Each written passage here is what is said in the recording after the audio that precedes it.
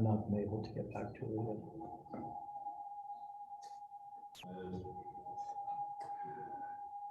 I miss Amber so bad. Oh, Who's echoing? We can start. Ted, I think your microphone You're a good start now. is still there. I tried to mute it, but it's got an error message. I'm not gonna report. I am your father. We can mute it. It's whoever has Turner is not muted. I am muted. Oh, look, Jim. Jim, it is Jim.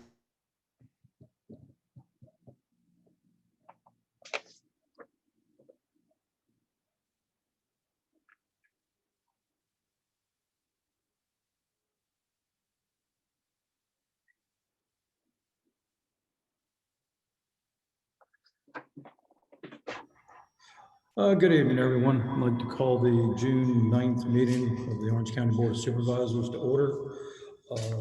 We'll go ahead and go into closed session as soon as we all give our location. Mr. Frame, if you'd give your location, please. I'm at 103 Woodland Trail in Locust Grove, Virginia at my home. All right, and then the other 4 board members, we are all here at the Orange County Airport. Okay. Mr. Latchman, would you read the closed? Yep. I don't know if I need to run this through my mic or through that thing over there. I'm not quite sure. I follow the instructions.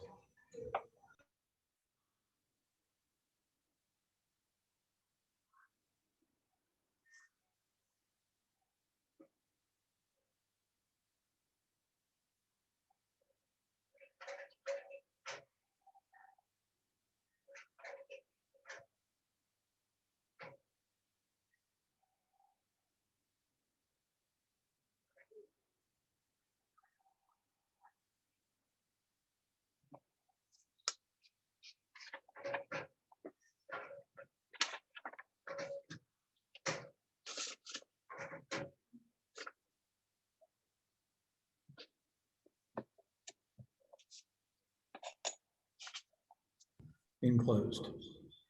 All right, so let me get you the mic. You need one mic. You missed the stay alive on the mic. You missed your declaration of opposed. Can I get you to read it? Sure. So we're not. It's coming through only on Susan's. Okay. So There's an echo coming from TOC. If I unmute mine, it's crazy. Yeah. Well, this has got to be on or else there wouldn't be an echo. no, it's not. It's his speaker was playing. So he was muted, but his speaker was playing whatever was coming out. No, leave that on. I thought you said we weren't on that. Yeah, I gotta call into that.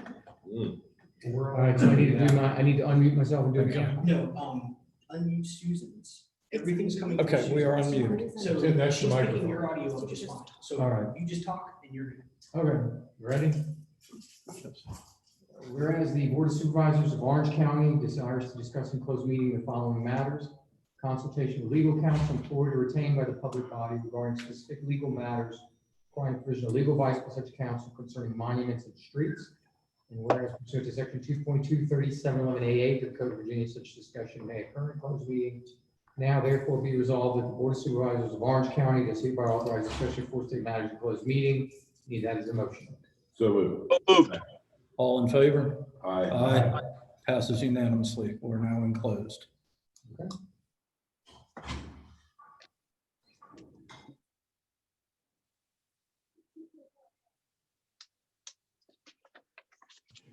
Lee, I'm going to mute you. That way, you can hear everyone. Participate electronically, but And then, nobody else can listen to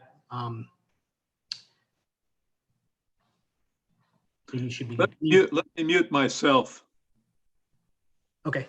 Give me 1 second on this. We're still trying to figure this piece out. Hey, Andrew, you're not, thank you.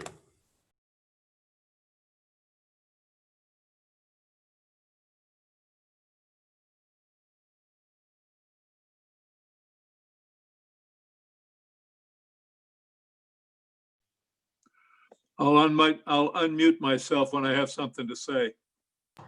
Okay, what we need you to do is call in. I'm going to give you a number to call in because we're in the closed session part. And then you mute your mic on the Zoom meeting, and that way, nobody can hear you guys. Okay. All right.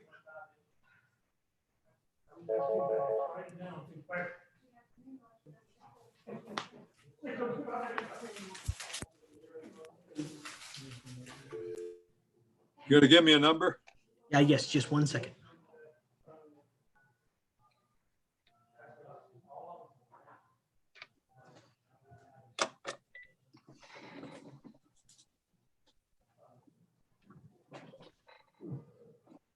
Got the number? Okay. All right, Lee, it's going to be 540-672-2158.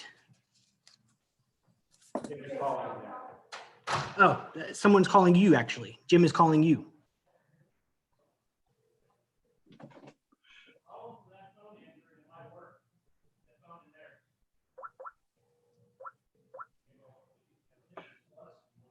They claim to be calling you, but I don't hear your phone ringing. I think my home line is busy. I'm gonna use my cell. Hey, Lee, Okay, give us 1 second in that case. Oh, go ahead, Mark.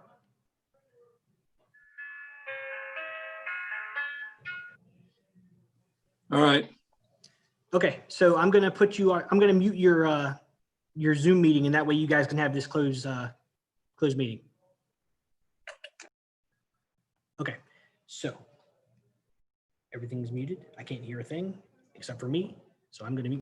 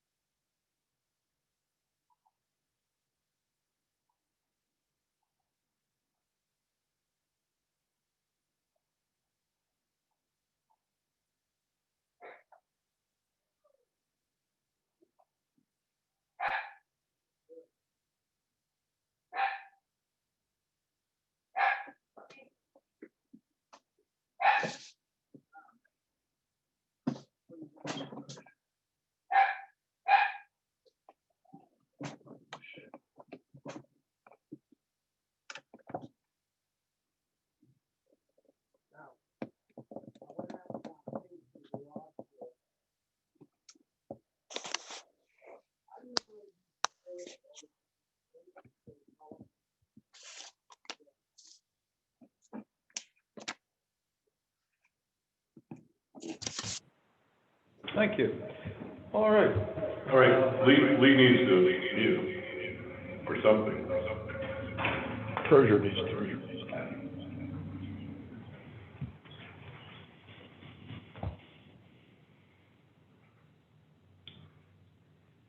We just need pencil and paper.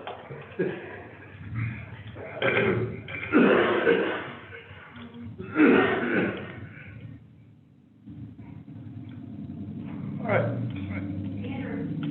Would you go ahead and read us back into open session, please? Yes, sir. Members of the board, to the best of your knowledge, were the only matters discussed in the closed meeting, public business matters lawfully exempted from open meeting requirements, and then only such public business matters as were identified in the motion by which the closed meeting was convened were heard, discussed, or considered in the closed meeting. Mr. Johnson? Aye. Mr. Goodwin? Aye. Mr. White? Aye. Mr. Crozier? Aye. Mr. Frame? Aye. All right, very good. We're now back in open meeting. At this point, I would like everyone to join me in the Pledge of Allegiance. I pledge allegiance to the flag of the United States of America and to the republic for which it stands, one nation, under God, indivisible, with liberty and justice for all. Much better. All right, I don't believe we have any changes to the agenda, and if not, I would entertain a motion. So moved. Second? All in favor? Aye. All right, we have no special presentations or appearances. So moved to the consent. Okay. A second? Second. All in favor? Aye. All right. Passes unanimously. New business, capital projects, bond financing, bank proposals. Ms. Voorhees. Thank you, Mr. Chairman. We're going to be hearing from our financial consultant from Davenport, and I'm just taking a look here and make sure they're on the call. And I am able to determine that at the moment. T. Cole now. Ted, there you are. I see T. Cole. If you're with us, could you unmute?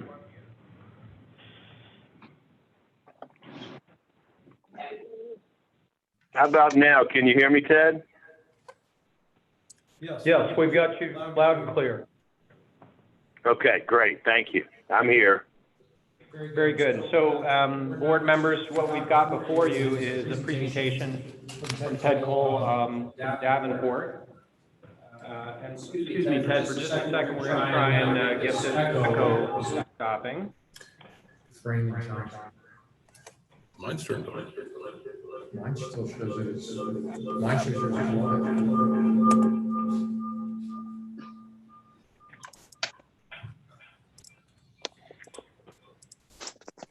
I have not gotten any audio. Well, the problem is that the computer speakers are feeding in. That's a great point. I'm going to turn my speaker off. I don't know how, my speakers are off. Speakers off. Can you mute that? Yeah, there you go. There you go. There you go. Okay, this is another test. That seems better. Okay, with a mild echo, I'll just tee this up by saying that board members, when I arrived in April, there was some conversation about seeking financing for 4 significant capital projects, and we instructed Davenport to seek bank proposals to do that financing in the order of about $15 million. And so banks were solicited. The thought was the scale and scope of this and the timing. We would probably do well in the marketplace as opposed to, or do well in this, bidding or getting proposals from banks as opposed to going to auction or to the public market.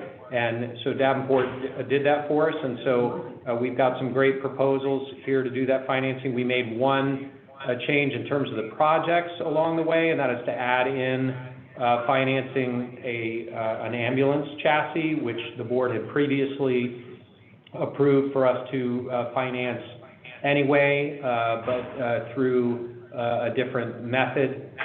Given the size of the financing we're doing, we'll be exceeding the limits on bank qualified financing.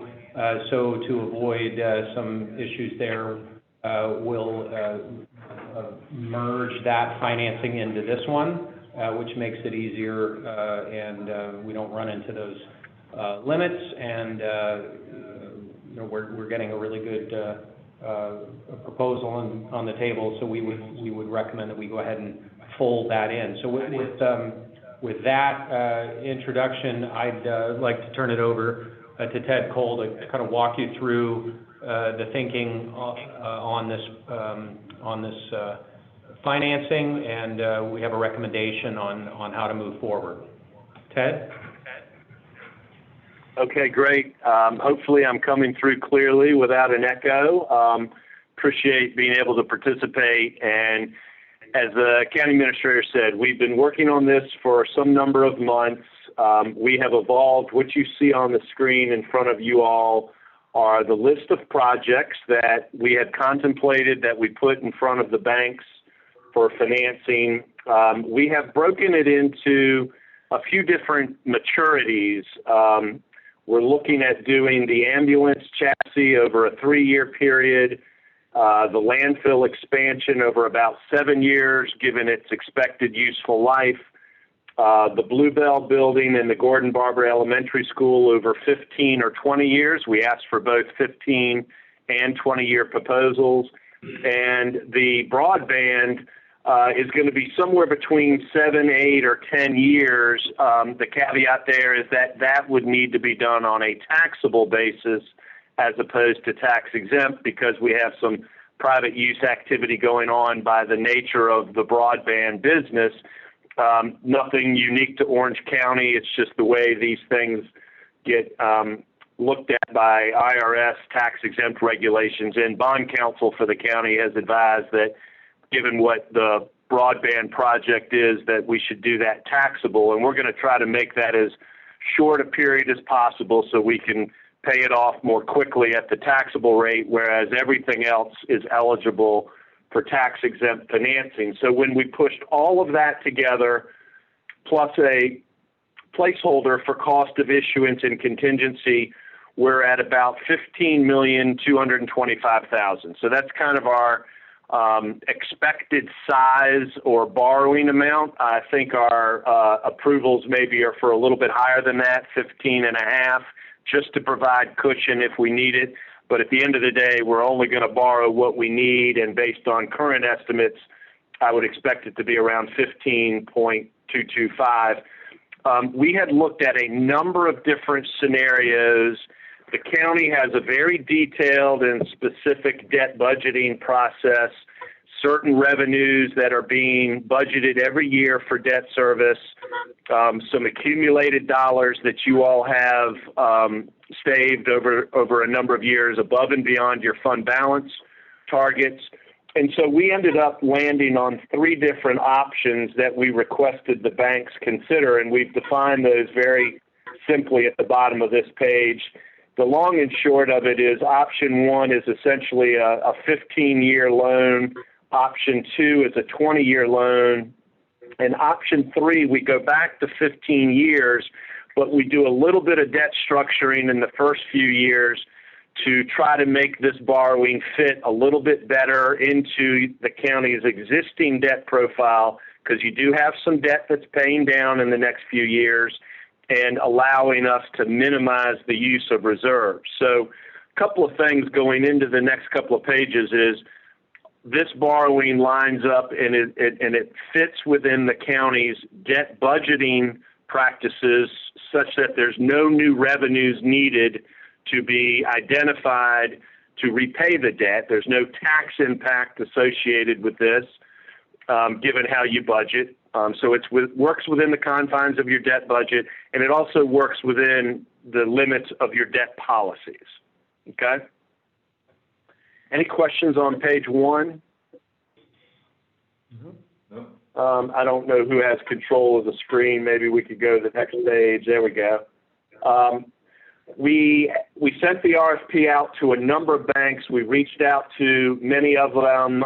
We ended up getting back proposals from 5 different banks, all of whom we know. Some of them you all will recognize. They're not all household names, but they do all pretty actively participate in our bank RFPs, and we do a number of these across the Commonwealth. So in alphabetical order, Atlantic Union, Blue Ridge, BB&T, which is now Truist as they're merged with SunTrust, Capital One, and Sterling. And you will see we've asked for different options. Remember the option 1, the option 2, and the option 3.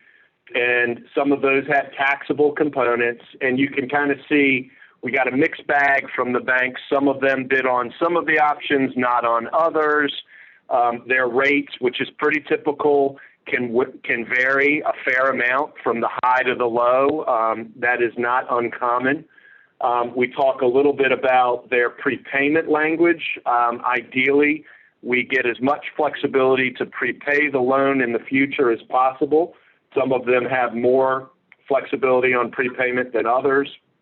When we went through this and we ran all of these bank proposals through our debt model that we have worked on with Ted and Glenda, really the 2 that rose to the top were Atlantic Union and Sterling, and specifically Atlantic Union as it related to options 1 and 3, which are the 15-year terms, and Sterling, which was the 20-year term. Those 2 banks between the 3 options had the best proposals, and you all, I'm sure, are familiar with Atlantic Union. We've closed a number of deals with them. Sterling, you might be a little less familiar with, but we're very familiar with them. We've closed a number of transactions with them, and they're both, excellent to work with. The one other caveat I would share here at this point is the plan would be this would be an issuance of lease revenue bonds through the EDA, which the county has done before. It's a pretty common structure in Virginia. Ultimately, we have to secure this loan with a piece of collateral. And what we've landed on here is the Gordon Barber Elementary School will be the collateral. At least that's what we're proposing, to use that as collateral. In layman's terms, it's like a mortgage on that facility. And the banks were all fine with that. We laid that out in the RFP, and everybody was in agreement that was good collateral, essential school, so no problems there. But because it's a school facility, we will need the school board to approve this as well. When we talk about the schedule, we'll get to that, but there is a school board approval, less so about approving the financing. It's really more about allowing that school to serve as collateral. But you'll get to the point where you'll see not only do you all need to make a couple of approvals, the EDA has to approve because we're using them as the conduit issuer, although they have no financial obligation on this whatsoever, but it is the means to do these lease revenue bonds. And then finally, the school will approve because we're proposing to use that building as collateral. We are also assuming in all of this that we do this loan with a single bank. Even though we have a tax-exempt piece and a taxable piece, remember the taxable piece is just the broadband, because we're planning to use one building as collateral, and generally speaking, banks don't like to share collateral, our recommendation is to do the entire financing with a single bank, either Atlantic Union or Sterling. It simplifies the transaction. It doesn't, and you don't incur additional transaction costs.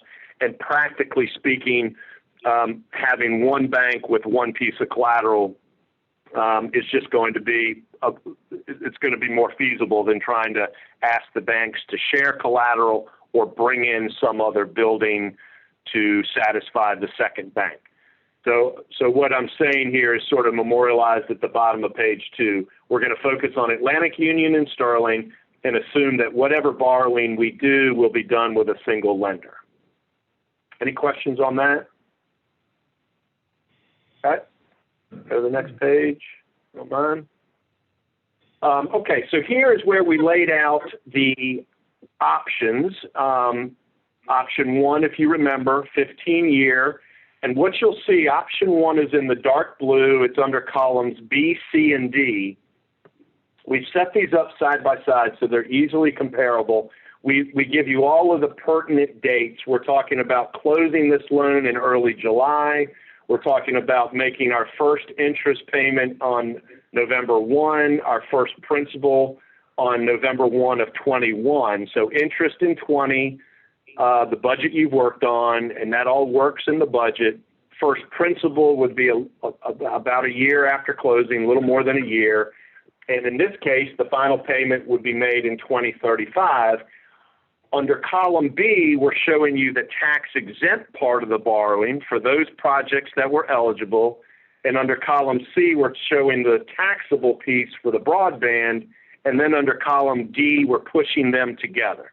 So you can see a single stream of debt service, principal and interest, under column D by fiscal year.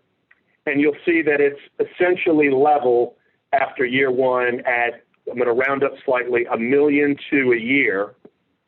Over the life of the loan, under column D, down on line 36, the total payback would be $18,094,000.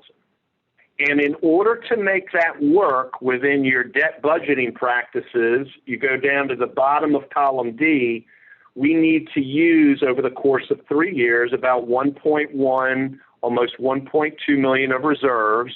You have those reserves that would not be eating into your fund balance. These are dollars that you set aside for this purpose.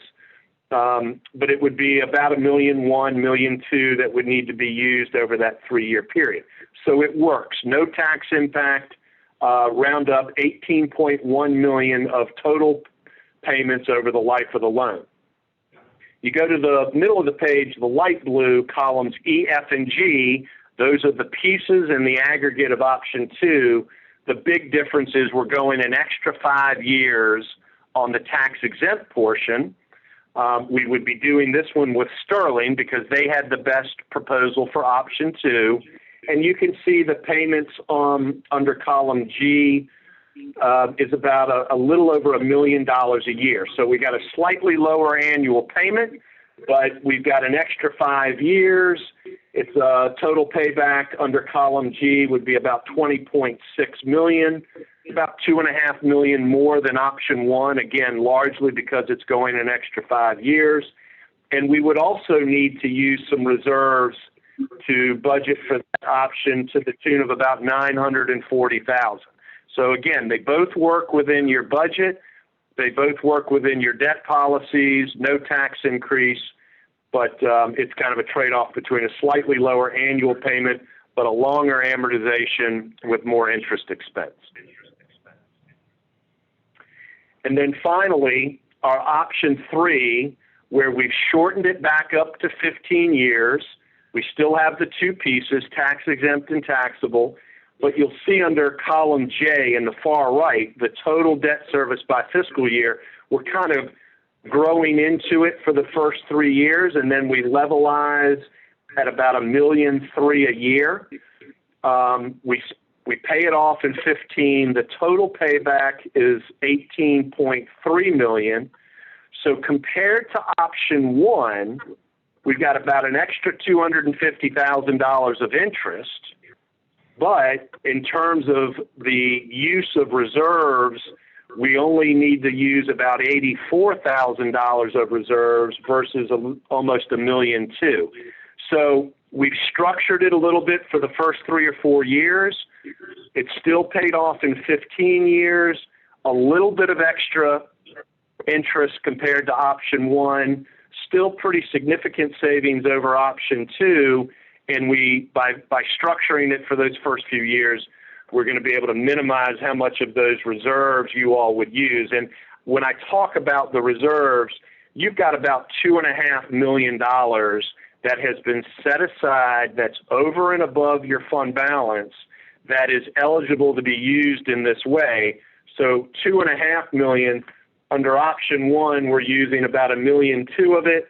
Under option 2, we're using about $1 million of it, whereas option 3, we only need to use a little less than $100,000. Let me stop there because I know that's a lot of information just before we get to the next page. Any questions on the options, the structure, or what I've been talking about on the use of reserves?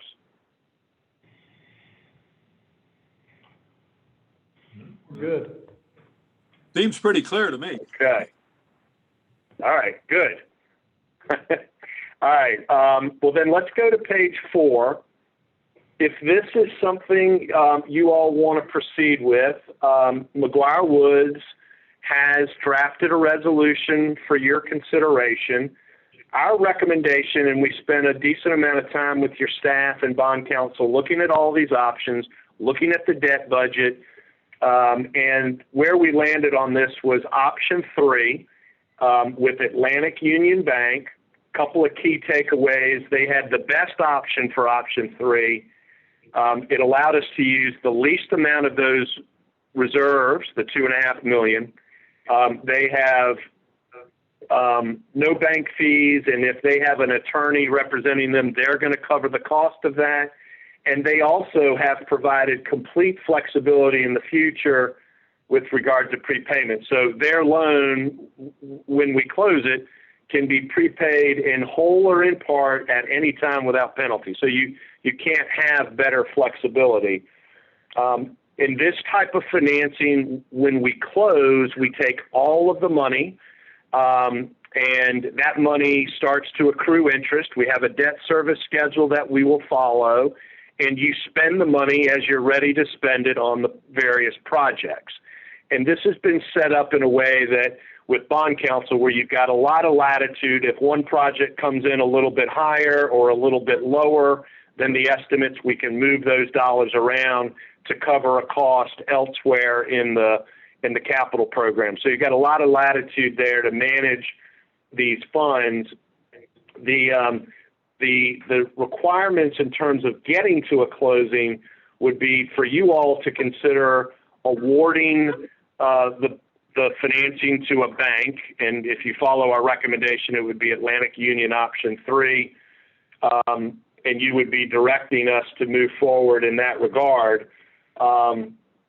If that were to happen, we have tentatively scheduled an EDA meeting on, I believe that's Thursday night, where they would consider a resolution. That would be a single approval on their part, again, because they're a conduit issuer in this type of debt, commonly used, and again, you all have done it before. We would come back to you all on June 23rd. There would be a final resolution to consider, and it would sort of document all of the details surrounding the loan agreement with Atlantic Union between your county attorney and your bond attorney and ourselves. We'll be working to sort of nail down all of those specifics that you'd have the approval of on June 23rd. And then finally, again, because we're pledging a school board approval is needed. That has been tentatively scheduled for July 6th. And if all of those things happen, we'd be in a place to close early July. The rates with Atlantic Union are set, meaning we're not floating with the market until closing. We know what the rates are going to be. And if we close it, the rates will be fixed for the entire term of the debt unless you all choose to refund it in the future, for savings or what have you. So fairly straightforward process moving forward, but it will require you all between tonight and the 23rd to take action, as well as your counterparts on the EDA and the school board. Very good. Thank you.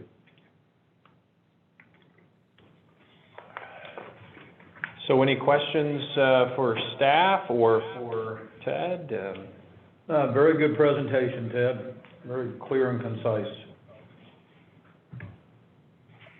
Yeah, it was nice to see a good response from the banks, and Just by way of context, we did have a conversation with Davenport about the possibility of, refinancing existing debt or doing a bond issue or doing something larger in scale to take advantage of the interest rates. But we're not allowed to do refinancing on the last tranche of bonds until, I think it was 2026, you told me, Ted.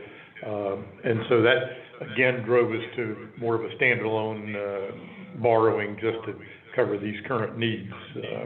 It would have been nice to take advantage of interest rates in a bigger way, but it really was not time for us to do that. And these needs are urgent enough that I think we're taking advantage of it to the extent we meeting our current needs. And so that was another reason that we came to this bank financing approach as opposed to some more conventional ones that we've done in the past in bonds and the like, or using some of the Virginia resource funds or the school funds or other kind of things.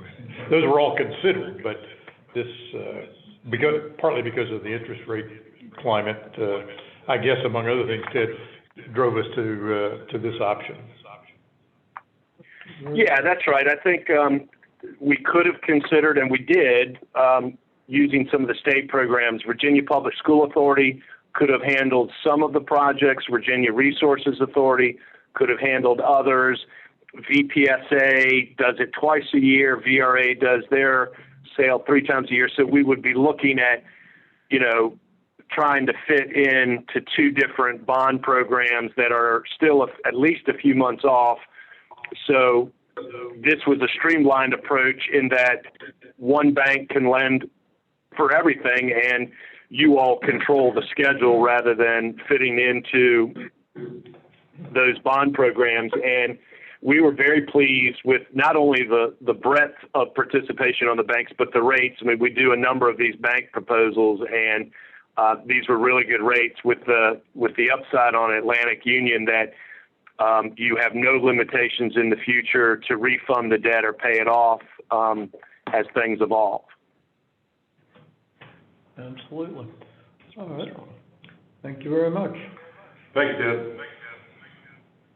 Sure. So I think, Ted Voorhees, I think there will be a resolution for this board on June 23rd. I think the only thing we would request of the board tonight would be just some direction, whether it's by way of a motion or otherwise, to move forward with, if it's our recommendation, Atlantic Union option 3, and that will set things in motion for getting documents drafted, getting the EDA what they need for Thursday night, and being prepared to come back to this board on the 23rd with the official resolution and the financing agreement. I would move to move ahead with Atlantic Union on option 3. I would second that. All right. All in favor? Aye. Opposed? Passes unanimously. Ted, thank you very much for your time. Thank you all. Good. All right. Old business. Ordinance to require surety bonds for impounded animals. Mr. Latchman. Yeah, Mr. Chairman, as you may recall, this was on our agenda for public hearing 2 weeks ago. At the request of the Sheriff's Department, Michael Cass was explaining the purpose for it. And as you recall, we left open the public hearing for these 2 weeks. My understanding is we did not receive any public comment. And so tonight, the motion would be, if it's the board's pleasure, to approve that ordinance. All right. So moved. Second. Very good. All in favor? Aye. Opposed? Very good. We need a roll call Yeah, roll on that. call. Need a roll call. Okay. My apologies.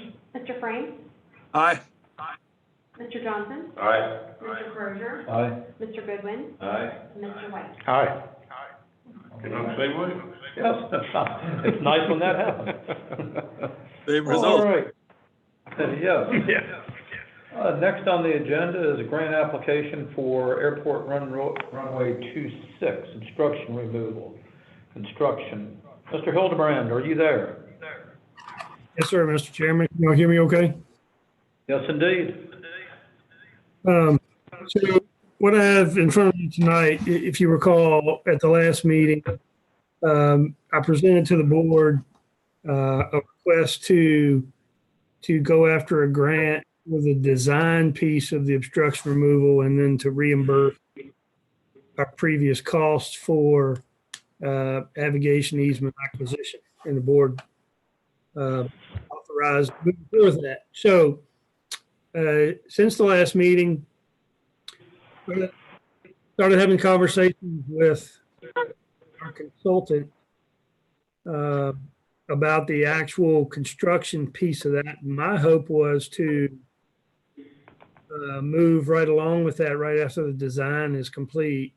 But we ran into some issues with timing of FAA grant. So I've had multiple conversations with the FAA, and the long story short, as I mentioned in the memo, the FAA has given approval for me to go ahead and do a grant application without having bids in hand, but to use cost estimates in lieu of bids.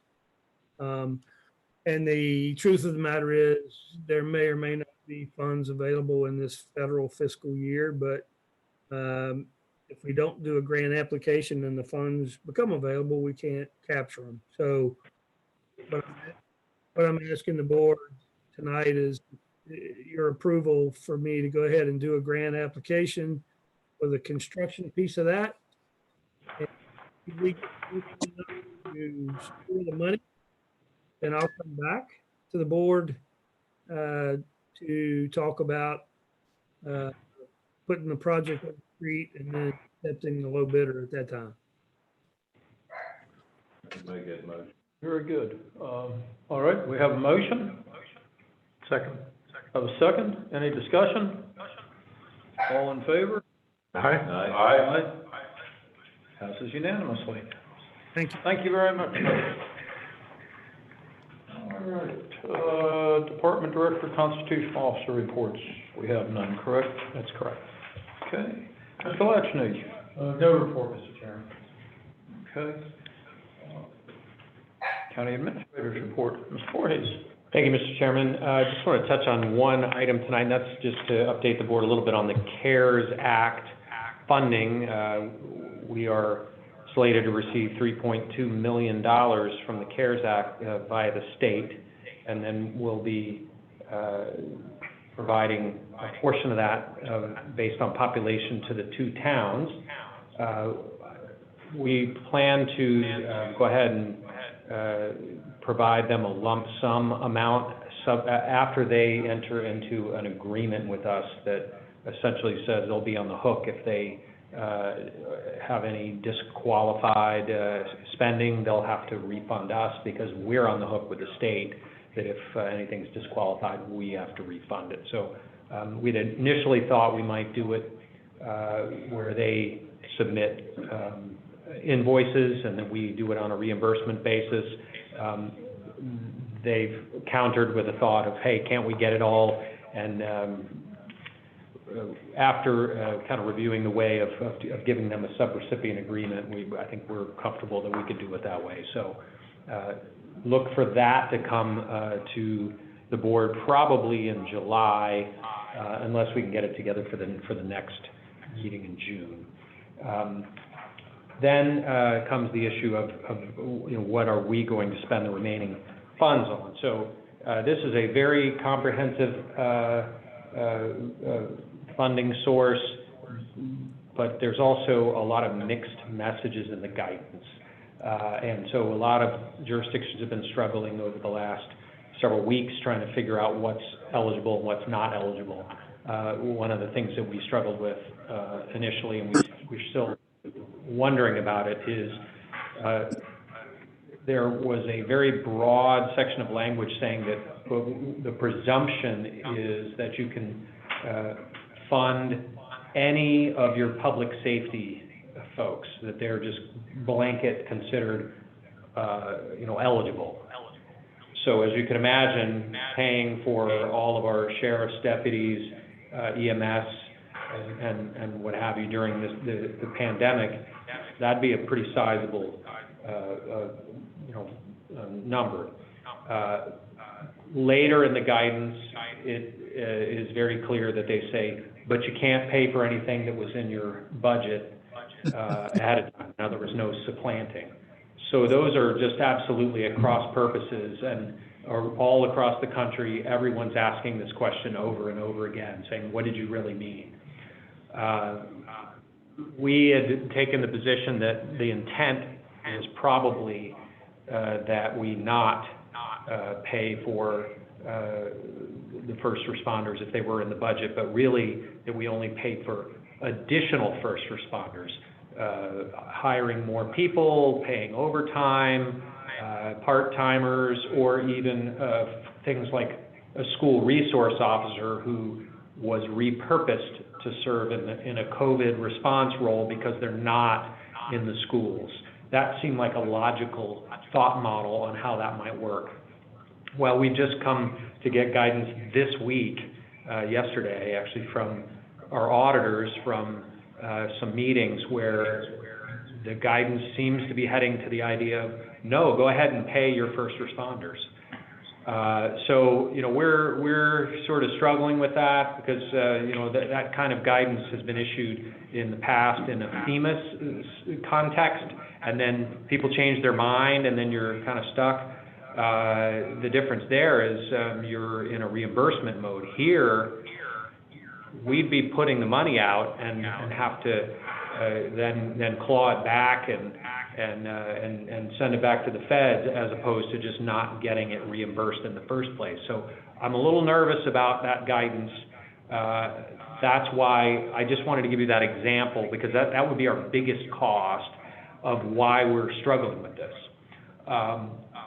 So now let me move on to just tell you generally what we're going to do other than that. We can and will take all our costs for those overtime positions, extra people who we've hired for cleaning, all the cost of stickers on the floor for social distancing and hand sanitizer and gloves and all that. That's all gonna be eligible, and we're comfortable with that. The plan here is, and it's on your budget.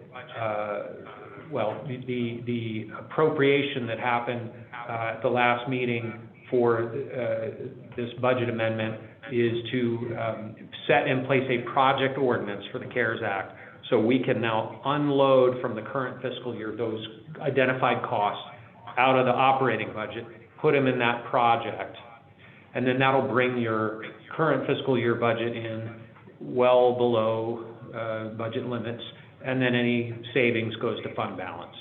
We want to put all the COVID stuff in this project. But then what will we do going forward? We're going to bring you a project budget for what we will do beyond those identified costs. And some of the eligible things include providing additional COVID-related expenditures to jails and other constituent agencies that we're members of. So they've got requests coming in, potentially Germanic Community College, potentially nonprofits that might have been impacted negatively because donations are down or because they've been closed. And then I think the thing that's most interesting to us is economic development. So what some people are calling restart grants to small business who've not been able to do very well in the last 90 days. We're not looking for lending or granting to many of the essential businesses that have actually done reasonably well during this time, like your Dollar General, your Food Line, Walmart. They've all continued to operate and thrive. In fact, some are doing better than ever. But your Main Street businesses that haven't been able to be open because they were non-essential. Another big category would be the travel and tourism industry. They've certainly had to shut down. And so what could we do to kind of get that back up and running?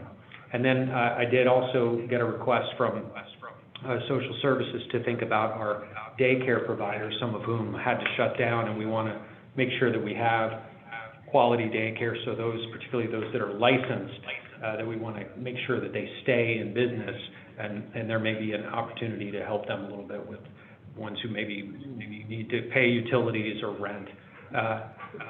We had initially thought about using some of this money to start kind of a revolving loan fund, where we might loan it out at 0% or very low rates, have very generous payment terms, and then as that comes back in, we would be able to reinvest that and keep the cycle going. Unfortunately, the way the legislation's written, this has to be expended by the end of calendar year 2020. And if we were to get any loan proceeds back from any kind of program like that, all of that would have to return to the Treasury. So there's no particular advantage to us to make that a loan program as opposed to a grant program. Some of the things that are definitely not eligible are for us to replace lost revenue.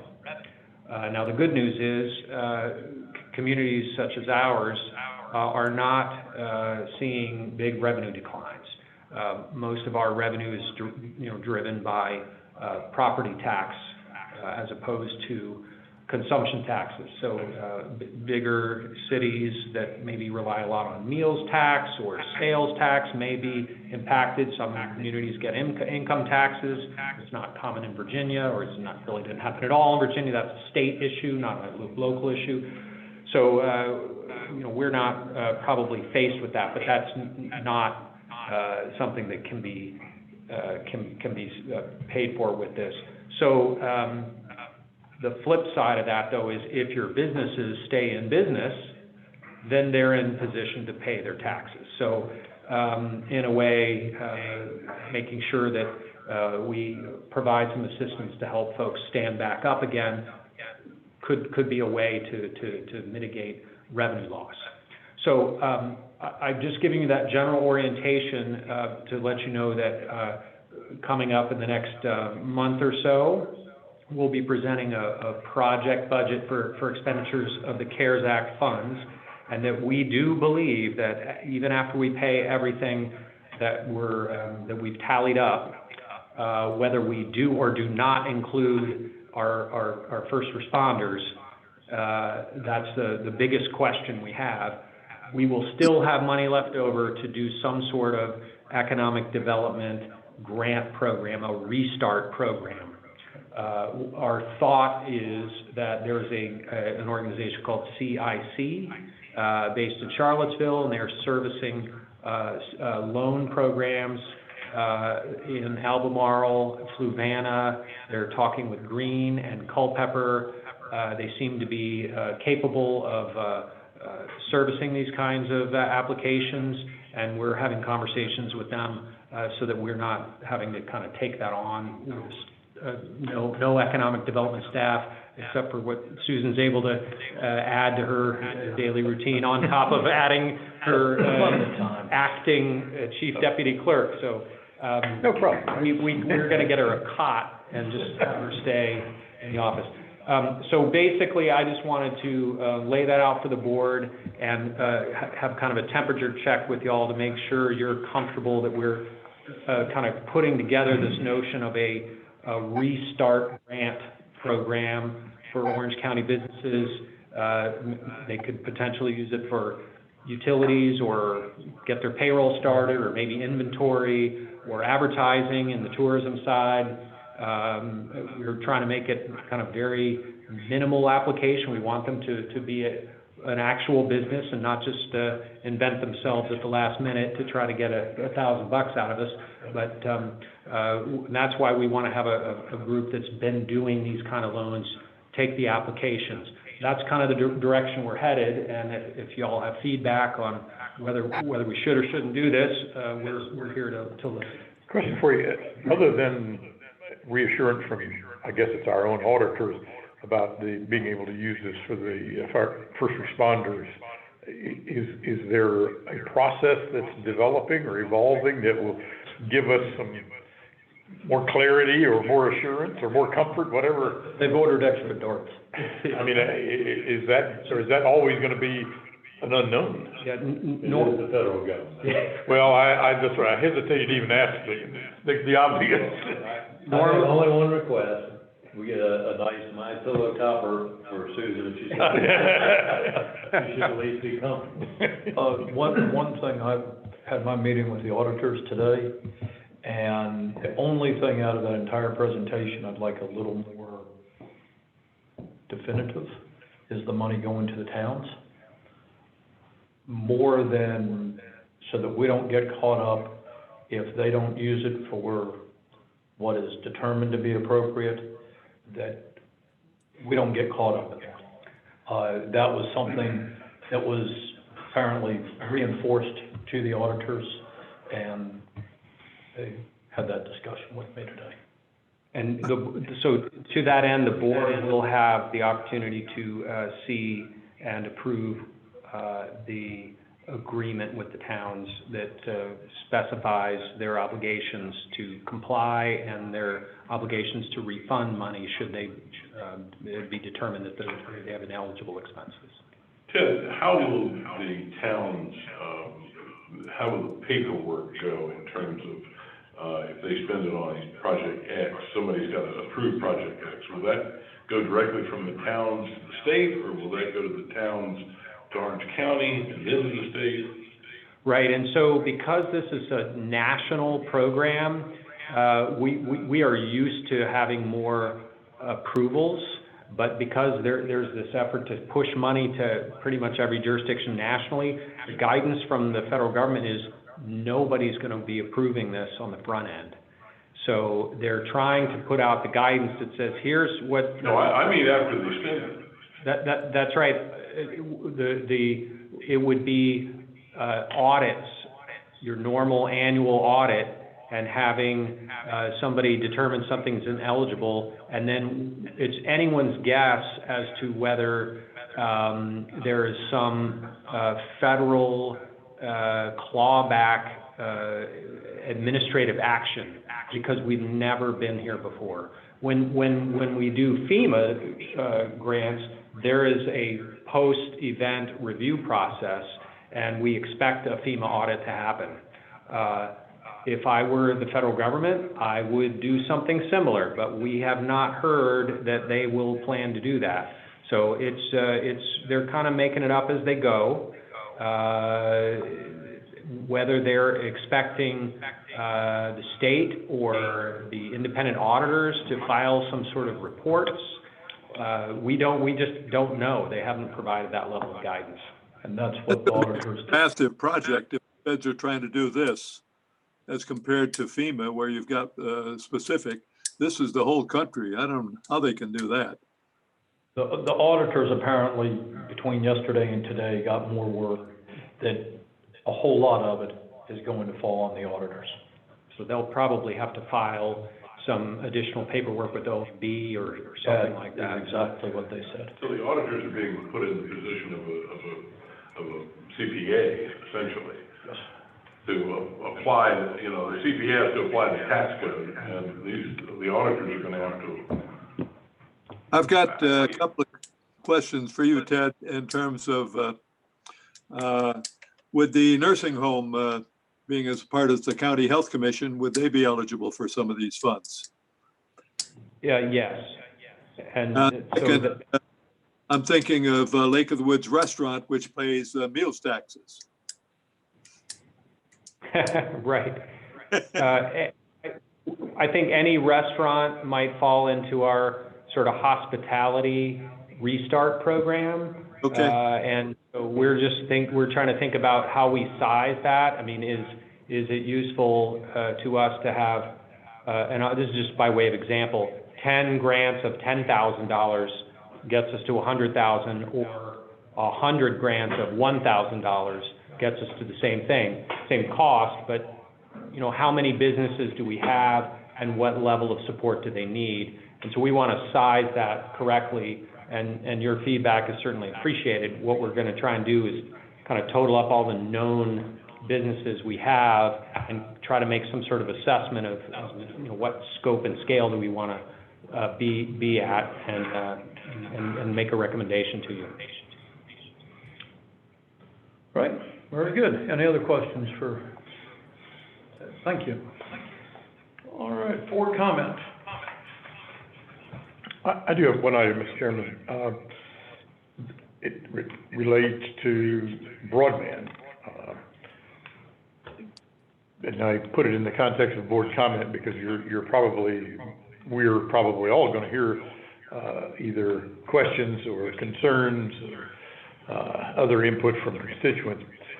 Just by way of update, the contractor that's building the fiber runs for the public safety tower laterals is probably gonna be finished with the last one of those, which is on Flat Run Road, in a week or so. And from that, they're gonna be moving to constructing what we've loosely called neighborhood laterals, working on specific, state roads primarily.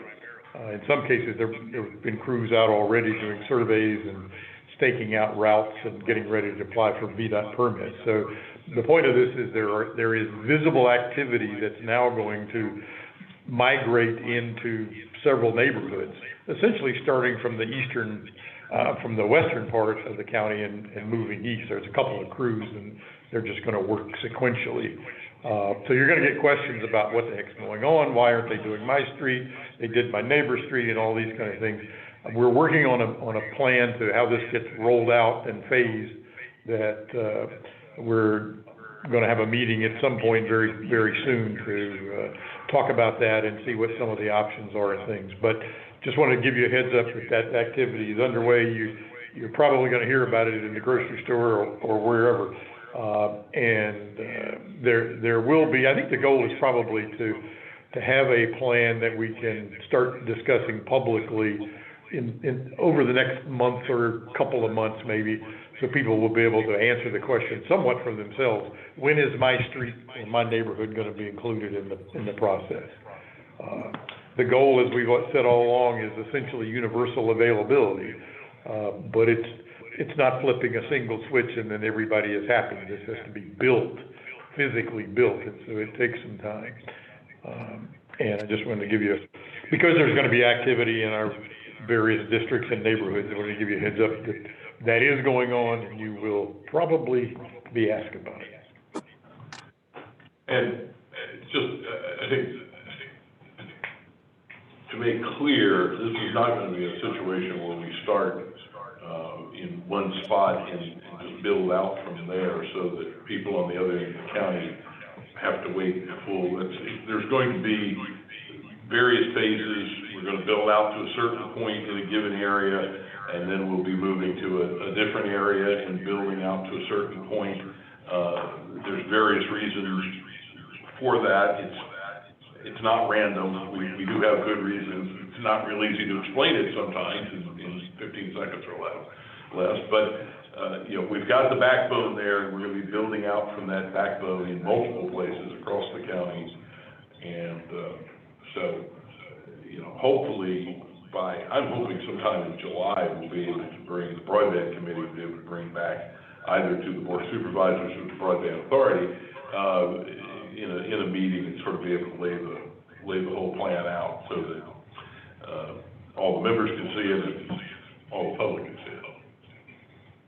Very good. Any other board comment? Yeah. I just wanted to comment on the two marches this past week, one Thursday and one Saturday, that both were well attended. The one Saturday more well attended than Thursday, but everything was very peaceful. We have good citizenry in Orange, and I appreciate their keeping it that way. Absolutely. Thank you, sir. Mr. Frame, do you have anything? Nothing. All right. Informational items, and then any appointments to any boards, commissions, or committees. I'd like to reappoint Serge Agranovich to the Board of Zoning Appeals. Any others? Susan, can we take the Barbersville Village Overlay District Committee, take that off? That really doesn't have a vacancy. It's got a flexible size, and it kind of depends on if there's people that are interested and so forth. So it's really not a vacancy as such. Okay. Very good.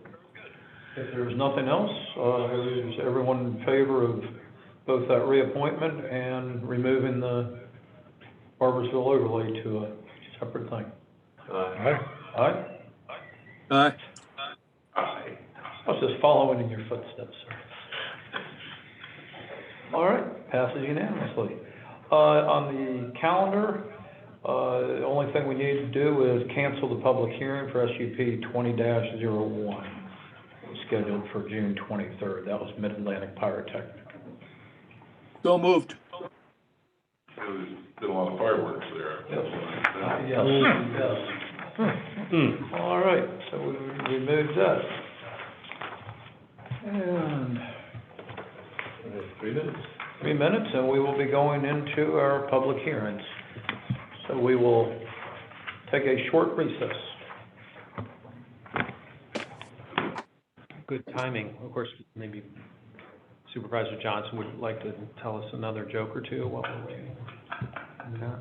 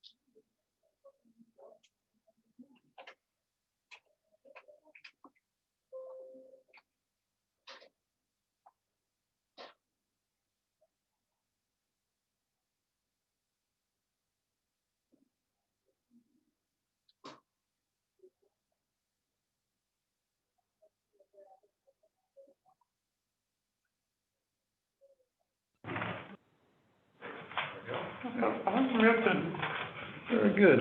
We're back in session. And at this time, we have our public hearings. And hearing number 1 is an ordinance to increase courthouse security fee. We will consider the adoption of an ordinance to increase the courthouse security fee pursuant to section 53.1-120D Code of Virginia. Mr. Latchman. Mr. Chairman, I think we discussed this at the last meeting. The General Assembly has increased what we're allowed to charge from $10 to $20, and it's just a tax that's put on each court transaction. It's money we can use for whatever security needs we may have at the courthouse, which are significant. And so the Sheriff's Department's requested that the board adopt this fee increase. All right, very good. Any board discussion on this? All right, we will open the public hearing.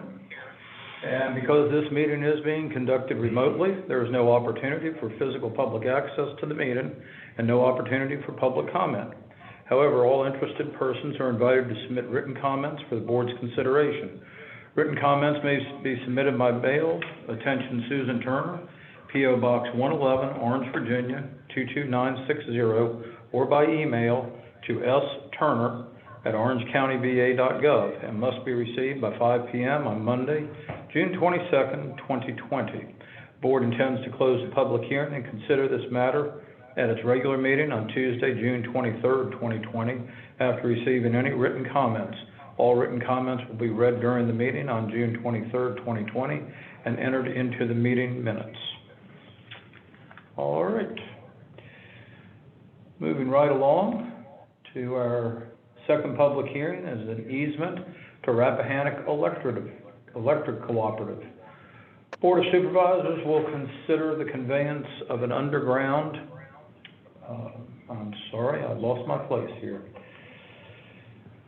Service easement on county-owned property at 27531 Constitution Highway. Mrs. Straub, are you there? Yes, sir. Good evening.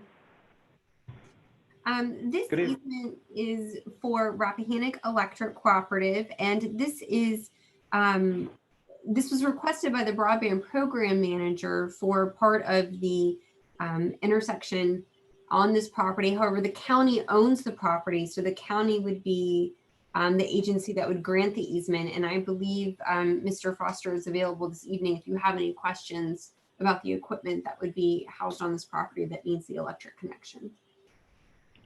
Okay. Any board comment or questions? All right. In that case, moving right along once again, we will open the public hearing.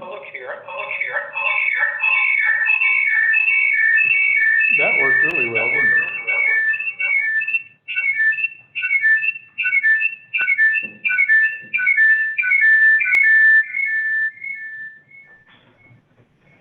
Okay, because this meeting is being conducted remotely, there is no opportunity for physical public access to the meeting and no opportunity for public comment. However, all interested persons are invited to submit written comments for the board's consideration. Written comments may be submitted by mail to attention Susan Turner, P.O. Box 111, Orange, Virginia, 22960, or by email to sturner@orangecountyva.gov, and must be received by 5 p.m. on Monday, June 22nd, 2020. The board intends to close the public hearing and consider this matter at its regular meeting on Tuesday, June 23rd, 2020, after receiving any written comments. All written comments will be read during the meeting on June 23rd, 2020, and entered into the meeting minutes. And at this time, I would like to apologize to any of the public that is listening for the technical difficulties that we've had this evening. All right. To their ears especially. Yes, to their ears especially. All right, public hearing number 3, supplemental appropriation and budget amendment. Mr. Voorhees. Thank you, Mr. Chairman. So as I spoke earlier, our intent is to create a project budget, essentially a grant project budget using funds sent to us from the CARES Act by the state. And so because we're amending our fiscal year budget to take COVID expenses out and put them in that project budget, and the total amount we're dealing with exceeds 1% of our budget, we're required to hold a public hearing. And so that is this public hearing. And so pursuant to Code of Virginia 15.2-2507, we need to have that public hearing. This budget amendment will allow us to move COVID expenses out into the project, and the project budget will be stood up. We'll anticipate those revenues appropriate into that budget, and then we'll spend down from that budget through till the end of the calendar year. And so with that, I'm certainly available to take any questions. All right. Any board comments or questions? All right. Because this meeting is being conducted remotely, I will open the public hearing.